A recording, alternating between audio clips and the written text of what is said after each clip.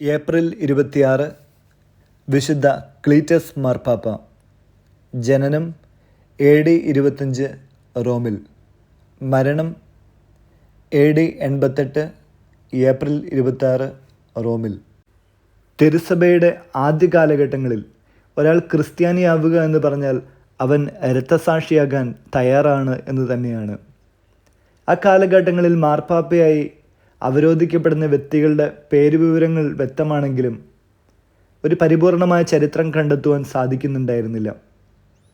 അവർ ഭരിച്ച വർഷങ്ങളും അവർ മരിച്ച വർഷങ്ങളും മാത്രമാണ്, ഇല്ലെങ്കിൽ സ്ഥാനാരോഹണം ചെയ്തതും സ്ഥാനഭ്രഷ്ടനാക്കപ്പെട്ടമായ സമയം മാത്രമാണ് രേഖകളിൽ കാണപ്പെടാൻ സാധിക്കുക.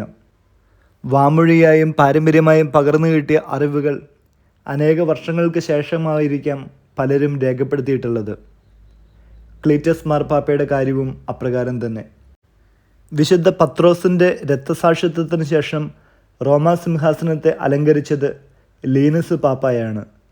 അദ്ദേഹത്തിൻ്റെ പിൻഗാമിയാണ് അനാക്ലീറ്റസ് എന്നും വിളിക്കപ്പെടാറുള്ള ക്ലീറ്റസ് പാപ്പ. 12 വർഷത്തോളം തിരുസഭയുടെ അരിഷ്ടതാപൂർണമായ ശൈശവപ്രായത്തിൽ ക്ലീറ്റസ് പാപ്പ സഭയെ നയിച്ചു. പഴയ റോമൻ കുർബാനയിൽ രക്തസാക്ഷിയായ ക്ലീറ്റസിനെയും അനുസ്മരിച്ചിട്ടുണ്ട്. ഗ്രീക്ക് ഭാഷയിൽ ക്ലീറ്റസ് എന്ന പേരിൻ്റെ അർത്ഥം വിളിക്കപ്പെട്ടവൻ എന്നാണ്.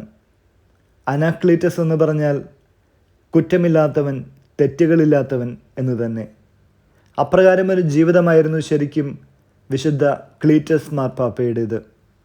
ഡൊമിനീഷ്യൻ ചക്രവർത്തിയുടെ മതപീഡന കാലഘട്ടത്തിൽ AD 88 90 92 ഉള്ള ഏപ്രിൽ 26 മാർപ്പാപ്പ രക്തസാക്ഷിത്വം വരിക്കുന്നത്.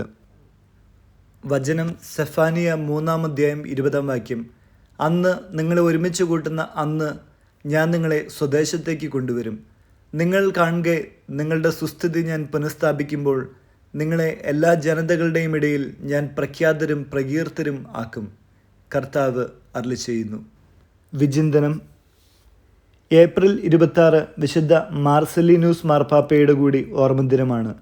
AD 296 മുതൽ 305 വരെയുള്ള കാലഘട്ടങ്ങളിലായിരുന്നു മാർപ്പാപ്പയുടെ ഭരണവർഷം. ഡയോക്ലീഷ്യൻ ചക്രവർത്തിയുടെ മതപീഡന കാലഘട്ടങ്ങളിൽ അനേകം ക്രിസ്ത്യാനികൾ മരിക്കുന്നതോർത്ത് ഹൃദയവേദന കൊണ്ടാണ് അദ്ദേഹം രക്തസാക്ഷിയായതെന്നാണ് ഗണിക്കപ്പെടുന്നത്. നമുക്ക് ധ്യാനിക്കാം. ആദ്യത്തെ മാർപ്പാപ്പമാർ അനുഭവിച്ച കഷ്ടതകൾ എത്ര ഗുരുതരമായിരുന്നു. തന്നിമിത്തം അവരെല്ലാം വിശുദ്ധപദം പ്രാപിച്ചു.